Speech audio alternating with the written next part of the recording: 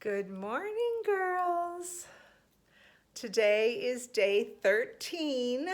13 has always been a great number in our family. My son was born on the 13th. My in-laws were married on the 13th. All kinds of different things. So we love the 13th. Today is day 13. I decided that today I would not add on to the Bible books. I think we need to stay where we are and practice that. So at the end, I'll try to remember to sing it again, but you can also go back to the previous day.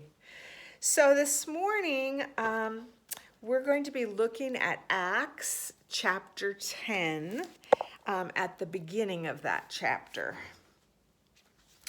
There was a certain man in Caesarea called Cornelius, a centurion of what was called the Italian regiment, a devout man and one who feared God with all his household, who gave alms generously to the people and prayed to God always. About the 9th hour of the day, that's 3 o'clock in the afternoon, about 3 o'clock, he saw clearly in a vision an angel of God coming in and saying to him, "Cornelius." And when he observed him, he was afraid and said, "What is it, Lord?" So he said to him, "Your prayers and your alms have come up for a memorial before God. Now send men to Joppa and send for Simon, whose surname is Peter. He is lodging with Simon, a tanner, whose house is by the sea. He will tell you what you must do."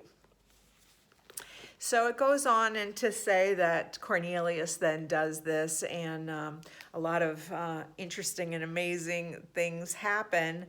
And actually, this is part of how it was that the gospel went out to the Gentiles, not just to the Jews. It was through this meeting here and going to get Peter and stuff like that, that actually is part of our story. It's how we now believe. And because I don't think any of us in this study are Jewish, of Jewish lineage. Anyways, so what I want to bring out today is the part it talked about, here was this man and he was a centurion and that's a soldier. He was devout. He feared God. His household feared God. He gave alms generally, that's giving to the poor, and prayed to God always. So he had a habit of praying to God. And then it says at about 3 o'clock in the afternoon, wow, an angel appears, all this stuff starts going down. I wonder how many times he prayed before this, that he had a habit of praying, that there's no reason to suspect that any of this had ever happened to him before. And in fact, I would argue that it did not. And yet, at 3 o'clock in the afternoon, this amazing thing goes down in his life. I think one of the other amazing things is the angel told him, "Your prayers and your alms have come up for a memorial before God." Did you ever think of that God is up there and when you're praying, God's like proud, he's so glad that you are praying. I also wonder about Cornelius at 2:59 p.m. when he was praying. And I doubt there was any indication that anything special was going to happen one minute later. So now, I was going to read to you something out of our little book here. Oh, yeah, I've got it. Thought I'd lost it.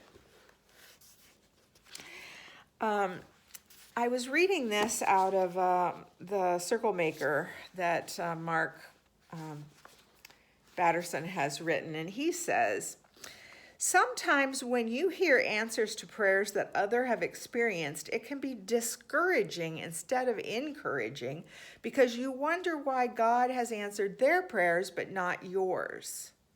But let me remind you that these answers have rarely happened as quickly or as easily as they sound. There is usually a backstory, and that's what I think about Cornelius. His backstory is that he prayed always. And then later on, the author here says, sometimes the power of prayer is the power to carry on.